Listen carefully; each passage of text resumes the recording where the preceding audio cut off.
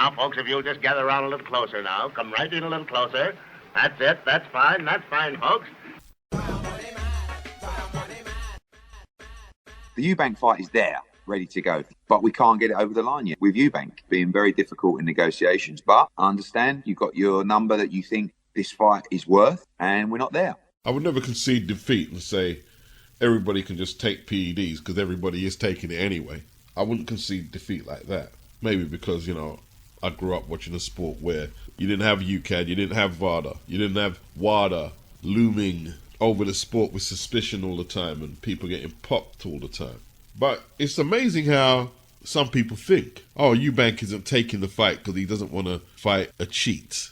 And if he was to take out everybody who cheated, and I'm including the people who didn't get caught, out of sports, how depleted every major sport would be. It's not up to Chris Eubank Jr.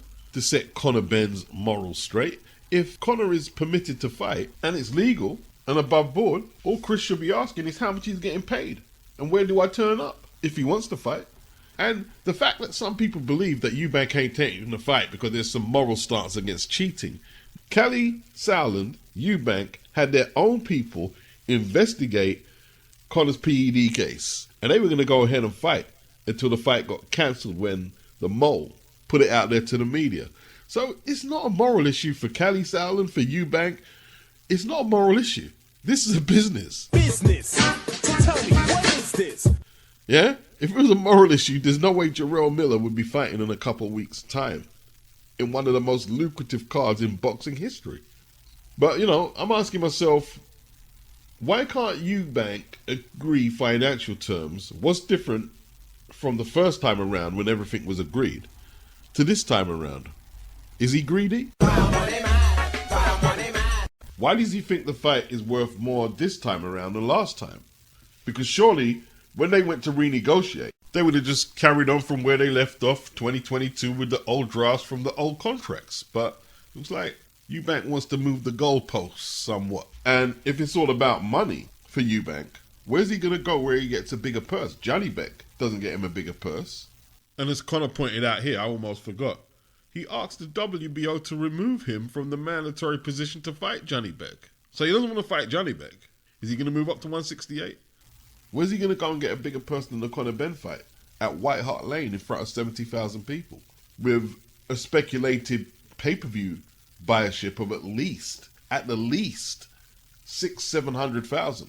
Some people were speculating that he wouldn't take the fight because he didn't want to fall out with the British Boxing Board of Control and lose his license. But how old is Chris now? He's 32. How much fights does he really have planned before he retires?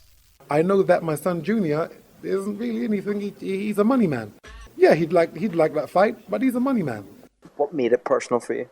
Just the way he conducted himself, the way he was, the way he lied, the way he blackmailed me for £1 million. I really want to see the fight just because I'm intrigued by it. But, my God, like, some of the numbers I'm hearing branded for this fight, Eubank's insane not to take this fight. If the fight doesn't happen, it's bonkers. I know the numbers that's being offered to Eubank. Mental money.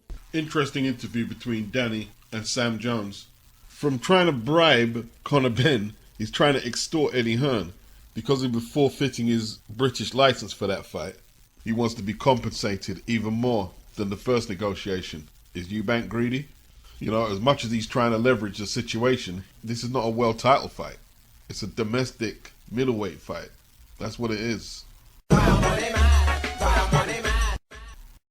when did a lot of this bull crap started? A lot of it started with Ronda Rousey saying she could beat Floyd Mayweather in a ruleless fight.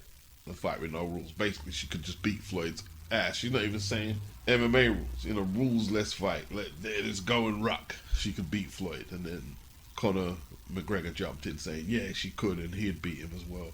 And that was the hype in 2015. And then Ronda got pounded out by Holly Holm. And all the people who were buying into the Ronda can beat Floyd narrative, they just faded away. Because there were a strong contingency of people who were backing this. A strong contingency.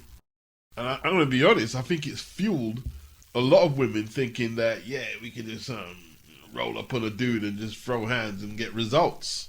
And while some can, generally, this is going to go bad for most women. He see these muscles. He better quit fucking with me though. I tell you that. Keith, you only got 1 world title or whatever you got. I got 13. You better go play with somebody else's daughter. Thurman said he's got no desire to hit a girl in the face and he'd just use his jab and go easy on her and they'd do it for charity. Claressa further doubled down on her desire to want to fight. When Keith responded like that, I guess she took it as disrespect. But this sparring footage has surfaced from 5 years back, they say, where she's getting decked.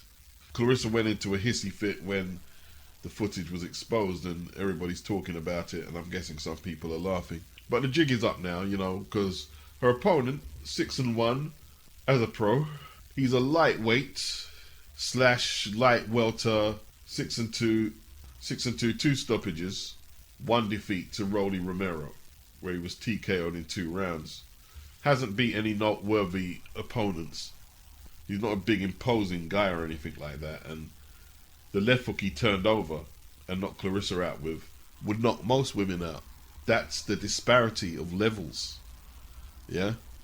This wasn't Conor Benn, and I'm talking about a welter throwing that left hook. This wasn't Terence Crawford, another welter throwing the left hook. This was someone who's not a fully fledged welter. He's a lightweight. If Tank Davis landed that left hook on Claressa Shields, she'd get knocked out. If Keith Thurman landed anything of consequence on Claressa Shields, she gets knocked out. If Sean Porter attacks her with the same ferocity he attacked Paulie Malignaggi, you'd have people calling to ban the sport. Paulie Malignaggi was always regarded as a light puncher at light welter, at welter. But if he was fighting women at a similar size, his knockout ratio would increase significantly. There'd be few women who could go the distance with him. You know, and in the same week, Deontay Wilder, high on ayahuasca. How Jamal say it? Psychedelic? I'm high on that, talking about he knows Tyson Fury cheated and he's got proof. Basically the glove gate and the egg weight thing coming back up again. It's funny, these two characters who could easily pass for sister and brother, not because of how they look, but their mentality. Claressa is now saying that the guy who knocked her out in sparring, Armetovs, took the padding out the glove before the sparring session. And now she's threatening anyone who shows the video with defamation charges, which makes no sense, and I'm not going to explain why it doesn't make sense. Let's just say immature, uneducated.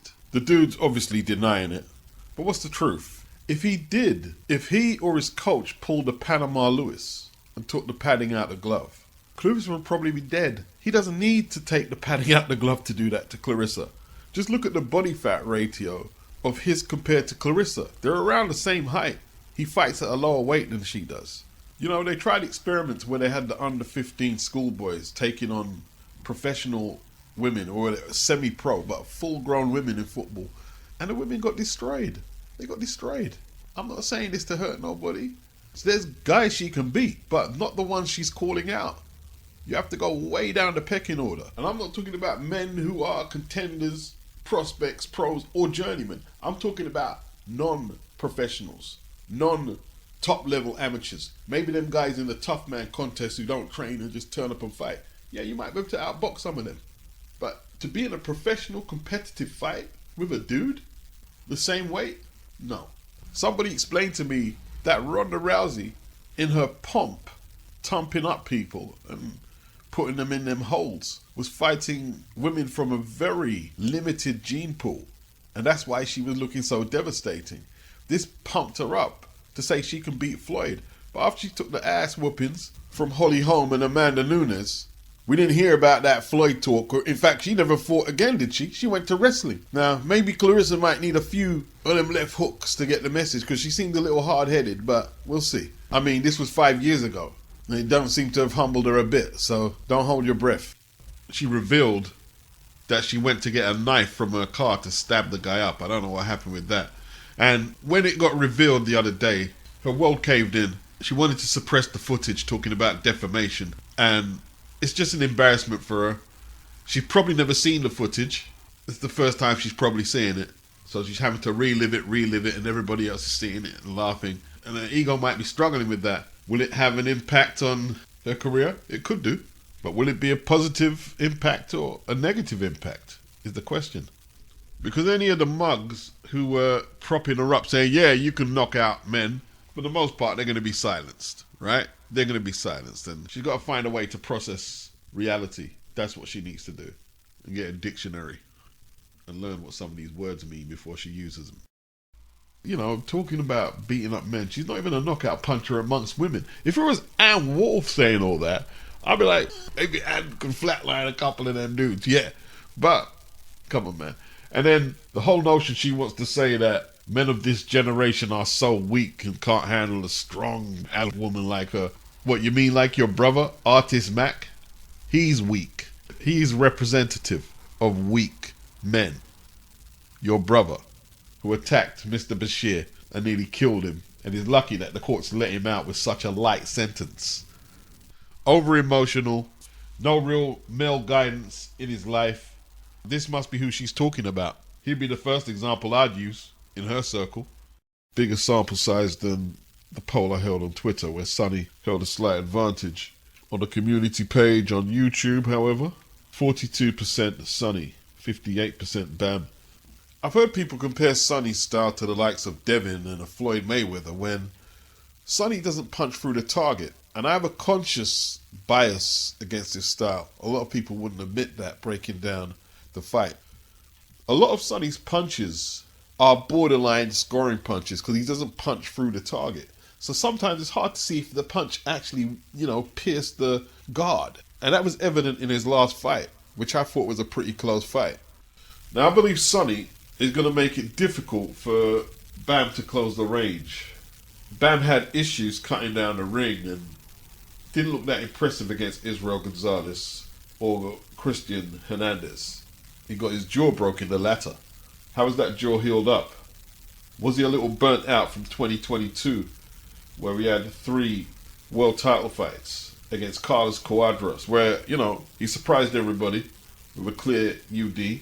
Then the Rungvisai stoppage was very eye-catching.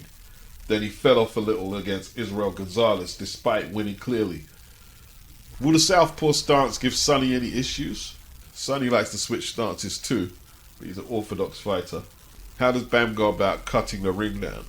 He doesn't want to follow Sonny wastefully and get led a merry dance. He doesn't want to do that. I think Gonzalez could get a controversial one, home territory. I don't see him stopping Sonny. I see it being a tense affair. I can't remember a Sonny Edwards fight I've seen that I've enjoyed. I can't remember one. Hopefully that changes Saturday from a selfish perspective. Yeah, I'm going to pick Bam to get a controversial one. We'll see how it plays out. Sonny might have the style to potentially outpoint Bam, but Sonny doesn't have, in my opinion, a style that travels well away from home, where you've got to get the crowd on your side. Well, not getting the crowd on your side, they're obviously going to be biased, but you've got to silence the crowd. And if possible, try and make the judges irrelevant. Will he have to do more than just pick the odd counter here and show some nice footwork, very nice footwork and feints, upper body movement? Will we need more blood and guts to get a decision over an opponent that I see being very aggressive? What other option does he have? Bam surely has to be the aggressor in this fight here. But how much did that grueling 2023 take out of him is the question. John Ryder versus Jaime Munguia, 27th of January in Phoenix. I believe Team Munguia on the matchmaking tip feel they've got John Ryder at the right time after that grueling fight with Canelo June this year. John hasn't had a tune-up. He's 35. Jaime's 27. If this was pre-Canelo fight, I'd be picking John Ryder. I hope he does win. I love the John Ryder story. In saying that, Jaime didn't exactly look fresh-faced and sprightly against Derevyachenko last time out and was getting caught with way too many shots. We'll see how this one plays out. Jaime has hometown advantage, but Tony Sims wouldn't let John Ryder out there unless he thought he could do a job. So it's an interesting fight and a matchup where you can almost guarantee action. Lawrence Okolie finally pipes up and lets us know that he's still live and kicking. He announces that he'll be back in February, but judging by this photo he's taken with Joseph Parker, who Lawrence is helping prepare for the Wilder fight, it doesn't look like he's moving back down to cruiser anytime soon. He doesn't even look in fighting shape, looking at him, to be honest. I want to give Montana Love his props, despite losing, because this time he didn't capitulate like he did against Steve Spark.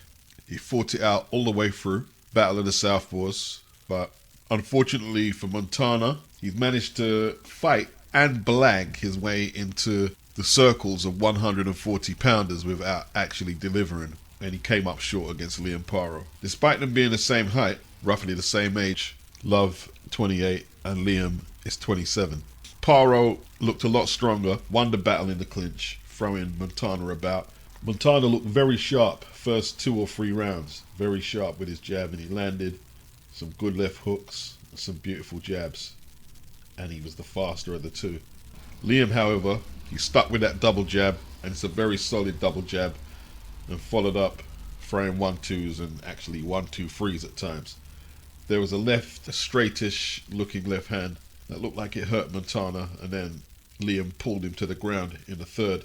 Montana was gritty, you know, he didn't have a defense for that backhand from Paro. Paro landed a beautiful uppercut in the 6th and put him on the deck. Liam followed up, another jab, right cross combination, another knockdown followed, and he kept the punches coming, and the referee rightly stopped it. Montana protested post-fight that it was premature, but no, it wasn't premature. He was getting beaten up and hurt in there. I'd like to see Liam fight Jack Catterall if this Josh Taylor fight isn't made. You know, either fight Jack Catterall or Richardson Hitchens. Eddie Hearn has the light welters there, but he's not making the matchups. And perhaps they're all holding out for easier fights and more money. Liam, at this rate, should be in world title contention next year. Montana Love, is it all over for him on Matchroom? I don't know, how about Dalton Smith? Bring Montana to the UK, Dalton Smith. Ebony Bridges looked like she was fighting underneath water, losing her IBF Bantamweight belt to Yoshida on the Devin Haney undercard. Now, if you know, you know. If you don't know, like, she ran from Mark Tibbs's gym. Mark Tibbs, the son of Jimmy Tibbs, who pushed their fighters very hard in training. So she ran from that camp using the I live in Leeds excuse while I'm training with Dave Caldwell. Leeds is down the road from London. London's not a big country. You know, you're going to a training camp for how long? 8-9 weeks? And then you fight. You know, a lot of people are saying she was running with Conor McGregor, the OnlyFans. And look, if she was making money doing that, that's cool, but the belt is gone. That's one bargaining chip she doesn't have. And she got a few lucky breaks, winning the title in the first place. She should have really fought Nina Hughes in that unification. The Japanese opponent didn't have one solitary stoppage to her name, but she found Ebony too easy to hit, beat her to the punch.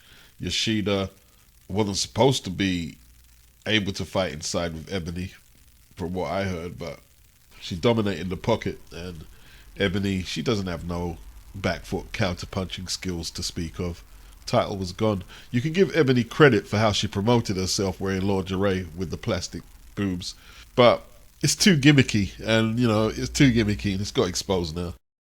Yeah, well, we gonna see what's going on. Who you going for? Devin, the Dream, on points. I'm going for Regis by KO. Who you got? I got Regis by KO. You got Regis by KO? Yep. Well, a few things have to play out for him to get that knockout. He's not going to knock him out in one shot. He's not.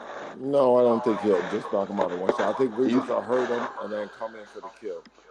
He's going to have to break him down. He's going to have to break him down to do that. I don't think so. I don't think he's going to have to break him down. I think he can catch him with one punch, open him up, and then that won't happen. That won't happen. I don't think Devin is ready for this. I don't think Devin's a lot tougher than what people are saying. I don't think he is. Fred Rock said, like, New York don't have no freaks. The freaks come out. You know the freaks come out because Houdini told us. You know what I mean? They New York, bro. The freaks come out. You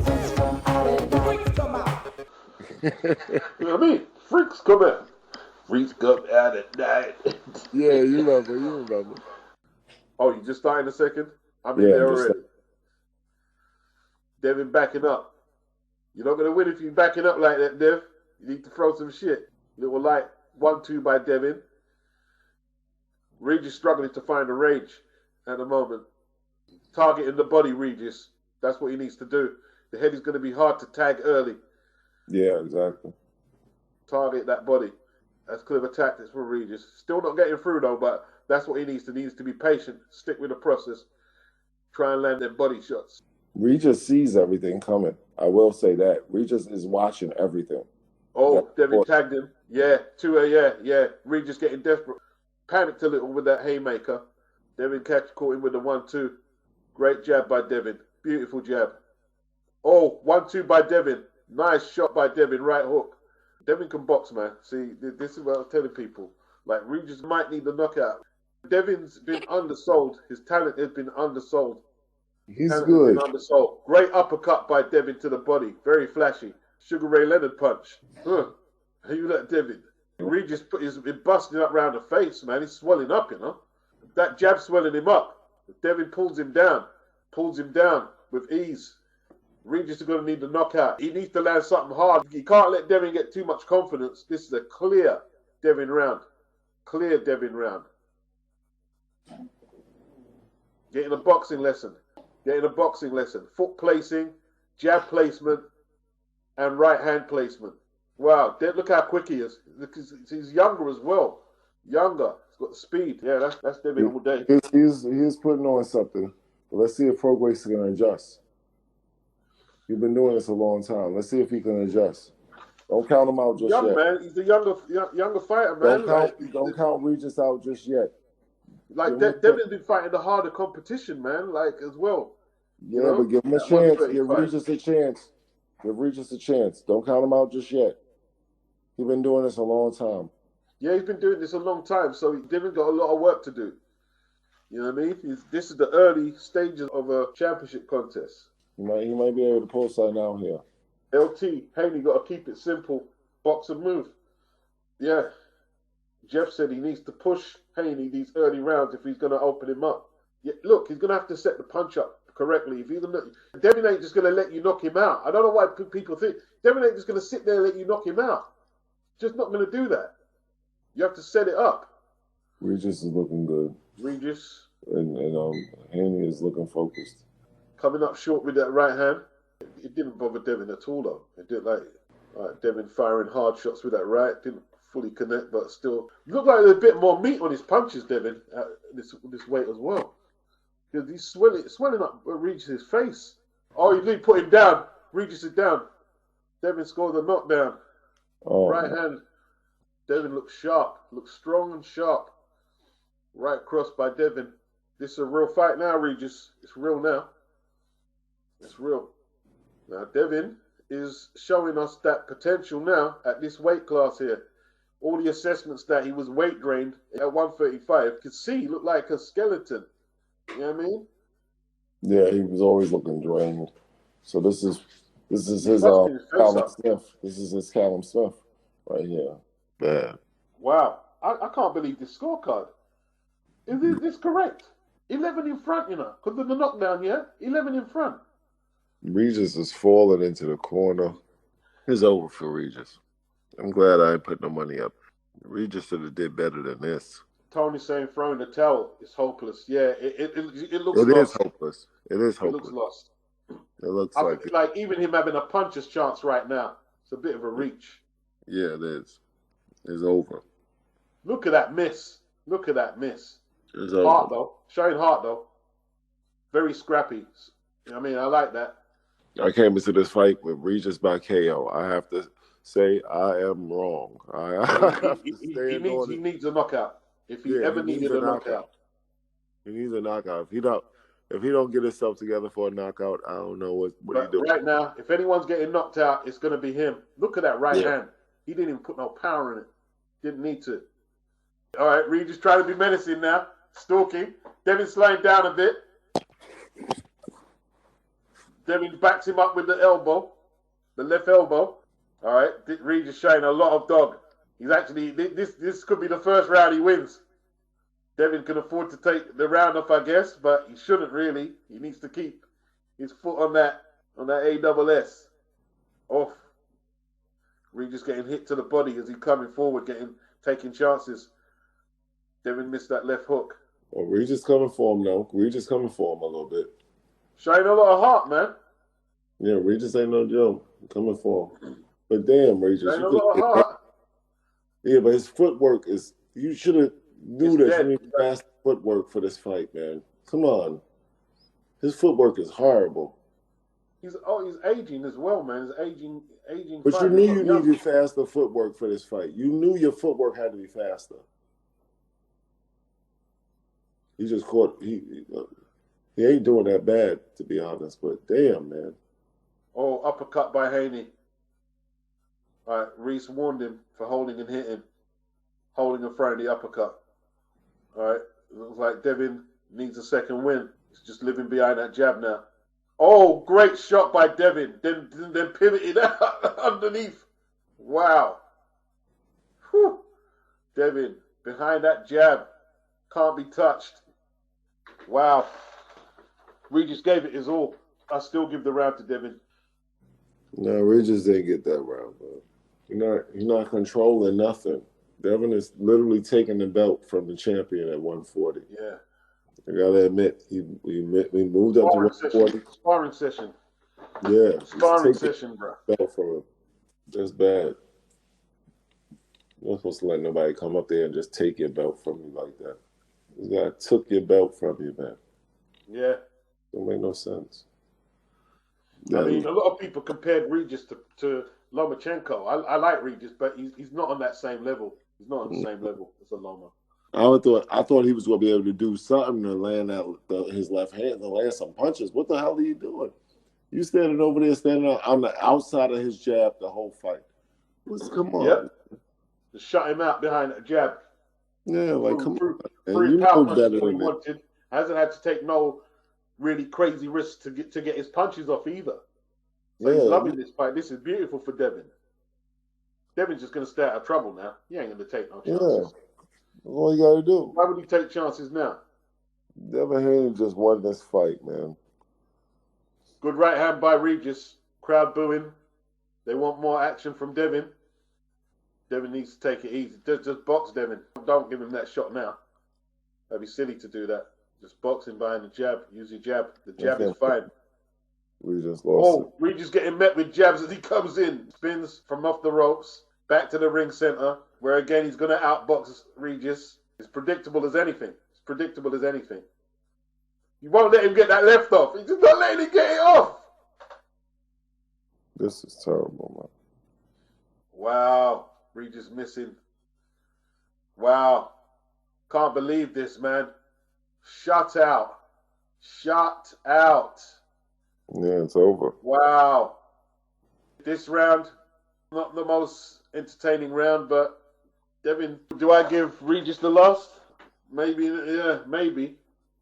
Just on effort. I'm going to give Regis the last one because Devin didn't do nothing. 109. It doesn't even matter. I mean, come on. 119. 109, 119. Clinic, like Anselm said. Clinic. I wasn't expecting it to be this easy, Chaim. I weren't expecting that. I know I picked it, but I'm actually by how one-sided it is. Yeah, like I would have thought he would have did better to get closer to the guy or something, man. Come on, man. Crazy. Unbelievable. Clinic. Tone Haney got Regis in his top pocket all night long. Regis needs a miracle. A miracle that never came, Tone. Regis is out of his mind. I would never want to stand across from Bill Haney after his son beat me. I would never want to do that. I would fight to the death to make sure I didn't have to talk to Bill Haney after I lost the fight to his son. You crazy, man. Bill Haney is like the worst person you want to talk to, man. Well, yeah, I mean, listen, he was up against a younger, fresher, sharper, bigger fighter. To be honest, I'm kind of surprised someone picked against Devin. I'm not saying that they don't know nothing, but just size, sharpness, speed. Speed kills, bro. So post-fight, we're hearing that Devin was aided by Snack. But if Snack is so good, it didn't help Demetrius Andrade. Did he rehydrate heavier than David Benavidez? Probably not. So, you know, I guess Sonny Edwards is against it. He called Bam a cheat at the press conference. It actually went off at the press conference. I mean, Sonny actually managed to make Bam swear, and Bam is normally very humble and a man of few words. So they're saying Devin, who is also on Snack, which some people are calling the new Balco, Devin rehydrated to 165, and saying that Regis rehydrated to 156. And they're saying this is the difference between Devin's victory and Regis's defeat. But someone has to lose. So what, the only way Devin could get a legit victory is if both of them came in a similar weight? People don't like it. But you have no evidence to say Devin cheated. You have none at all. Or, you know, like, nobody's saying anything about Zerto when he came in 200 pounds against Bivol because he got his ass whooped. Why are we talking about weight bullying then? It's only when someone's successful. And if you follow this channel, I just don't do the whole weight bullying topic. I just leave that alone. If you've made the weight, you've made the weight. Nobody talks about the counter theory in weight bullying that rehydrating 25 pounds could potentially lead to a fighter being sluggish in the ring. Perhaps putting too much weight back on in too little a time. Whatever Devin did, it was within the sanctioning body stipulations.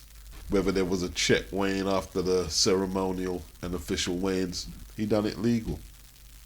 And he won the fight. Some people are saying, why isn't Devin fighting at 154, not even 147? Why isn't he fighting at 154? Because he doesn't need to. The sanctioning bodies has got the sport at 19 weight classes, I believe, with Bridgerweight and Super Cruiser. And with exception from going to light heavy to Bridgerweight or Super Cruiser, there's only 7 pounds or so at the most between most of the weight classes. And if you're a fighter, we also have weigh-ins a day before the fight as opposed to on the day weigh-ins. And it's almost like people want the fighters to work against the rules and stipulations that allow massive weight hydration like day before weigh-in. This is what the fighters have to work with. And we're asking them to fight like they're in the 50s or before Michael Spinks and Eddie Mustafa Muhammad's fight, set the precedent for day before weigh-ins, is senseless. You know, boxing fans are going to have to pick a poison. Either demand that the fighters take on the toughest opposition they can, or ask them to do stuff that they have no business doing. If you've got strength conditioners and nutritionists around you who can help you shrink your body into a weight class with a day before weigh-in, enabling you to rehydrate 25 pounds, it's all part of the science of modern day boxing. And if they change it to the same day weigh-in, then yeah, a lot of fighters will not be able to pull that off no more. If they took away the day before weigh-in and took away about 7 weight classes, the boxers would have to adjust. What the boxers are doing now, they're adjusting to the current climate. 19 weight classes, day before weigh-in. And boxing fans have to deal with that. Like, the whole notion of weight bullying in modern day boxing has never made sense to me. Not one bit. It's almost like you going up to a carpenter and saying, why are you using the electric saw? My granddad used to use just the regular saw. Well, your granddad didn't have an electric saw. He had to use the regular saw. He had to use what was available to him. Why are you using the computer to store all them files? We've got perfectly good cabinets where you can store all them away on paper. Yeah, it's going to take you an extra 10 hours before you can get home to your wife and your kids. But what about the satisfaction you'll feel for doing all that work? You can't enjoy the technology when it suits you. And then when you want to feel more authentic, you want to dismiss it and say, well, you shouldn't be doing that. You're not a real fighter. Come on, man. It's crazy. Big up the dream, Picasso. Now move up and fight Boots Ennis. Chris Billiam Smith punctuates a non too impressive year for Sky boxer Ben Shalom. We can start with Fraser Clark being withdrawn from the purse bid on the day of the purse bid against Fabio Wardley for the British heavyweight title. Then Richard Riakporhe doing the same thing against Jai Opetaia. Same situation, 2 fighters from Sky Boxer pulling out on the day of the purse bids against 2 Matchroom fighters. Then you add Dan Aziz, Joshua Buatsi, both turning down opportunities to fight Bivol provided by DAZN and Matchroom. They're supposed to fight each other. Dan Aziz pulled out injured, but the speculation is the tickets weren't selling, and Eddie Hearn was saying as much. And it wasn't just Eddie Hearn saying it, right? Dan pulled it out with his injury. Spencer Oliver, in defense of the alleged low ticket sales, said they sold over 10,000. What are you talking about? Johnny Nelson said 7,000. So one of you is getting your facts wrong, yeah? And you both work for Sky. The fight's been rescheduled for next year at the OVO Arena, which seats 12,000. Well, if everything was fine and dandy, why don't you just go back to the O2? Because the fight's not big enough for a 20,000 capacity like the O2. That's why. The tickets weren't selling. I don't believe Dan was injured. No, I don't. And then you got Chris Billiam Smith. If he had to use his defense to block someone from a social media platform, he'd have about as much success as he had blocking punches from Masternack, who inexplicably quit before the bell sounded for the 8th after piecing Chris up with 1, 2s and 4 punch combinations. Like, Chris just walked so square onto the jab, it's unbelievable. And that wide overhand right was landing way too much. Way too much. An aging fighter landing that overhand right like that on you, I don't know. They better keep an eye out for somebody taking as much punches as that. But, you know, he landed some good left hooks in the 7th to the body, and Masternack just quit. They haven't said anything was broken, but he just quit in a fight that he was finding piss easy. If we're keeping it real. It was just basic boxing, circle Chris, double the jab, follow up with a right, and Chris will just eat it all. You know, then you got the situation with Chris, took the belt from Lawrence Okolie. Okolie apparently had a rematch guaranteed. They pushed him out of the rematch for Masternack, who also turned down a fight with Jai Opetaia. And it looked like Masternack was owed a fight, so he took Lawrence's fight. And apparently the fans and the brass at Sky didn't want Lawrence headlining with Chris Billiam Smith. Yeah? Richard Riakporhe talking about, oh, I knew Jai wasn't going to fight me when he signed to Matchroom, when he pulled out on the day of the purse bid. So you're saying that Opetaia weren't going to fight you, but you pulled out on the day of the purse bid. That's just weirdo shit. This sounds weird what Richard's saying. I don't know if everybody's cool with Richard because Richard's a cool dude and shit, but he's talking absolute garbage. You know, Ben Whittaker, is he robust enough to survive the rigors of a pro career? It's been very stop and start. And yeah, Sky Boxer is just mediocre, in all truth. Lawrence Okolie, apparently moving up to heavyweight. Didn't look like he was in shape in that picture he shared with Joseph Parker. And then again, Joseph Parker didn't look too clever either in terms of body aesthetics.